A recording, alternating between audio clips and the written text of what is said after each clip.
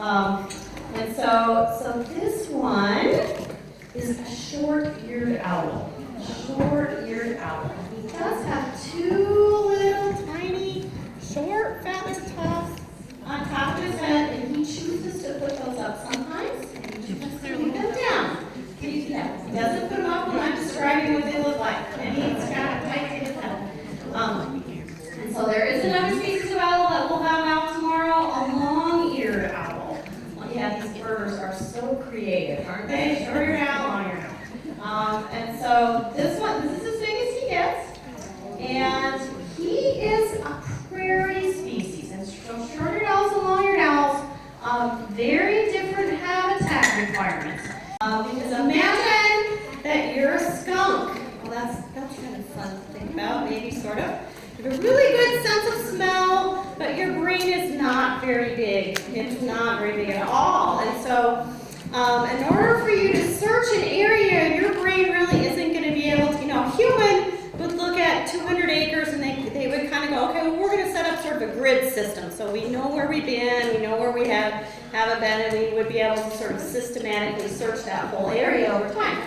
Skunks, they're going to kind of go down one edge, and then they'll forget that they've been back, and so they're going to kind of wander around the edges and probably not do a lot of wandering around in the middle of those big grassy areas, and not any sort of systematic way. There's a lot of wetland and a lot of grassland areas for them.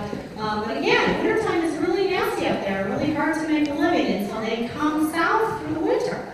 And so they're going to be looking for the same kind of habitat to roost in over the wintertime that they roost in the summertime and nest in. So they're going to be looking for big grassland areas, and they'll actually winter together. And so a lot of people who pheasant hunt end up seeing shorter owls. They will roost on the ground during the daytime in a big, thick, grassy draw right where you would find pheasants. And so you might be flushing short-eared owls out in the same locations where you would be pheasant hunting. You might find multiples of them.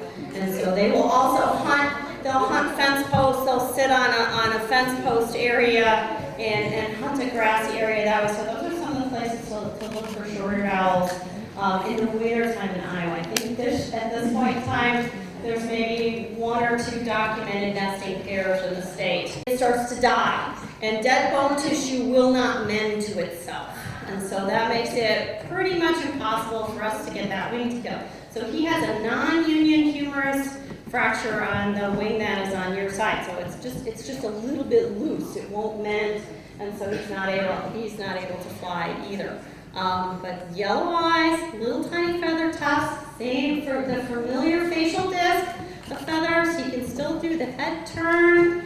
He's got the feathering that comes all the way down to the tips of his toes. And these guys hunt in the air. They'll hunt sitting on a fence post and watching for things, but they'll also cruise over the tops of tall grasses and look down in, which is a very good way to hunt a prairie. So our next species, we'll talk about maybe why they didn't do so well when they came to visit Iowa a couple of years ago. Let's see. Anything else about short-eared owls? When you get an owl, how do you know what species it is? Well, so I kind of do the very same, and so at this point, I pretty much know most of them. Every once in a while, there's something that comes in that we'll have to. We had roughlegs come in this year, rough-legged hawks, and I know how to identify a rough-legged hawk, but I am unsure about juvenile, adult, male, female weight ranges and things like that. So the tree bark marking on the front. And we look at eye color and we look at size. So those are some of the main characteristics. Short-eared owls have really long wings in proportion to their body than a lot of our other owl species. Oh yeah, he won't show his little feather tufts, but he shows the wings. All right. Yeah.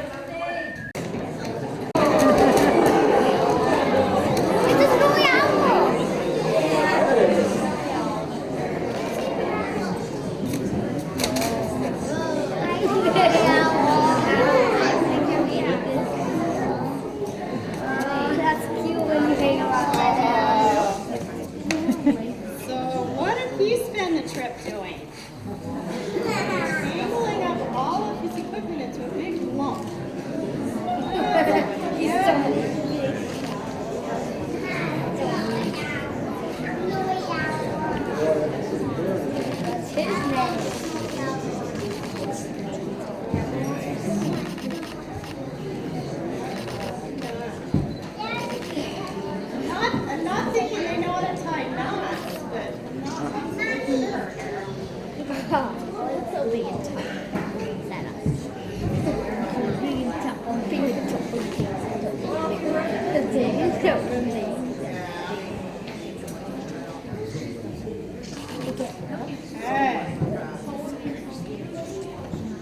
you guys did know right away, didn't you?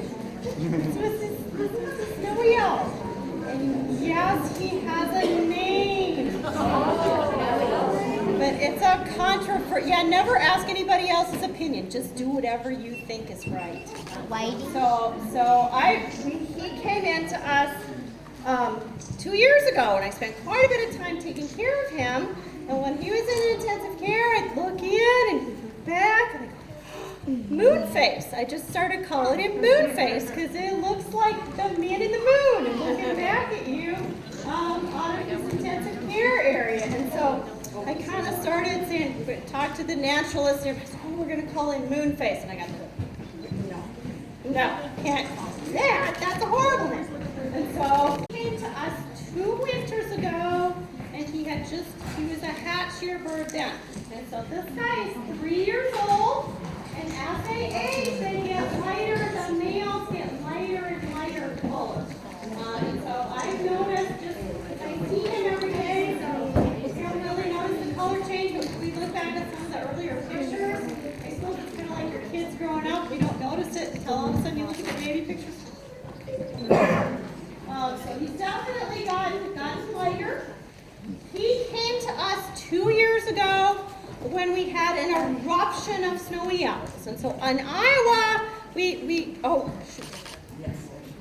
Here, hold on, because he gets really warm, so I'm gonna mist him off a little bit. Then I'll get the microphone. Because he's got, most owls have a very, very thick layer of down that keeps them warm all winter long. Snowy owls have a double, triple dip of down feathers underneath there. He's waiting for another polar vortex. Hopefully he's going to be very disappointed. No more polar vortexes. There we go. I think that kind of keeps him a little cool. So he came to us 2 years ago when we had a snowy owl eruption. And so in Iowa, on a normal year, we'll maybe have 3 or 4 sightings of snowy owls.